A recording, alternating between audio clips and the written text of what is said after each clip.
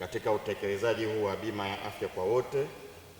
Uzinduzi ulifanyika tarehe 23 na Mheshimiwa Mohamed Mchengerwa, waziri wa afya, lakini mkoa wa Ruvuma ulianza kutekelezaji tarehe 3 mwezi huu Februari kwa kuanza kusajili kaya masikini zilizotambuliwa kupitia TASAFU, lakini tukishirikiana na halmashauri. Mpaka sasa hivi tumeshasajili jumla ya wanufaika 4860 sawa na 23% ya wanufaika wote ambao wako 51166.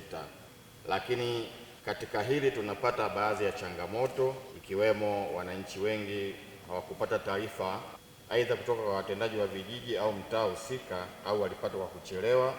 Lakini pia kuna suala la wananchi kuwa shambani kwa sababu sasa hivi ni msimu wa kilimo, lakini wananchi wengi pia wamejitokeza hawakuwa walengwa wa awamu hii. Kwa hiyo nakuta wanasongamana eneo lile la kusajiliwa, na naomba hapa nisisitize kwamba usajili huu wa kaya hizi zisizo na uwezo au makundi maalum tunakwenda kwa awamu, lakini pia tunakwenda kwa majaribio. Kwa hiyo hao wanufaika zaidi ya 50,000 ni awamu hii ya kwanza, lakini tutaendelea kusajili wengine kadiri ambavyo tunaendelea.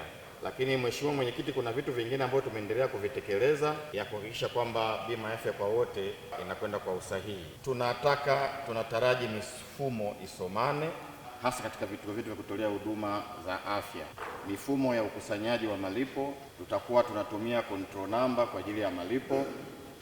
Tunaishukuru serikali, pia tumepata watumishi ajira mpya ambao wamefika 482 ndani ya mkoa wako sekta ya afya. Lakini pia tuwashukuru pia wakurugenzi, wameendelea pia kuajiri watumishi hao kwa mikataba. Lakini pia kuna miradi misonge, nao wanatusaidia kupata watumishi, lakini kuna wale ambao wanajitolea. Kwa hiyo haya yote, Mheshimiwa Mwenyekiti, ni maandalizi katika utekelezaji wa bima afya kwa wote. Lakini naomba pia tufahamu kwamba kitita cha mafao ya bima ya afya kwa wote viko vya aina 3. Tuna kitita kile cha huduma muhimu ambazo zina huduma 72, hichi ni kila mmoja anatakiwa kuwa nacho.